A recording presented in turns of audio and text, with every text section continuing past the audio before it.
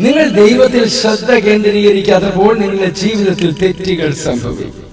തന്റെ വചനങ്ങൾ ഓർക്കുവാൻ ദൈവം നിരന്തരം തന്റെ ജനത്തോട് പറയും. കാരണം നമ്മുടെ ഹൃദയം നമ്മുടെ വഴിക്ക് പോകാൻ ആഗ്രഹിക്കും.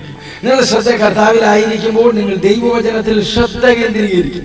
സങ്കീർത്തനം 119:6 നിന്റെ സകല കൽപ്പനകളെയും സൂക്ഷിക്കുന്നിടത്തോളം ഞാൻ ലജ്ജിച്ച് പോവുകയില്ല.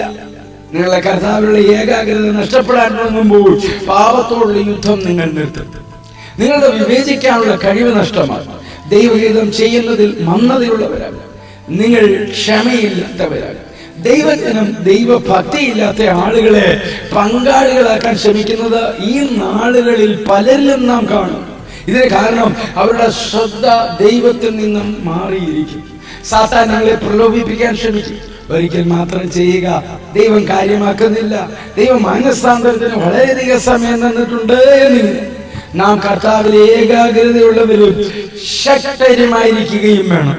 എന്നാൽ ദൈവത്തിൽ നാം ശ്രദ്ധ കേന്ദ്രീകരിക്കുന്നില്ലെങ്കിൽ നമുക്ക് എങ്ങനെ കർത്താവിൽ ശക്തരാകാൻ കഴിയും? ദിനം പ്രതി വചനം ധ്യാനിക്കുക, കേൾക്കുന്നവരായല്ല ചെയ്യുന്നവരായി തീരുക. നിങ്ങൾ ദൈവവചനം ശ്രദ്ധിക്കുന്നില്ലെങ്കിൽ എങ്ങനെ ദൈവിക നിർദ്ദേശങ്ങൾ തിരിച്ചറിയാനാവും? ക്രിസ്തുയേശുവിലൂടെ ഒരു നല്ല ദിവസം ആശംസിക്കുന്നു.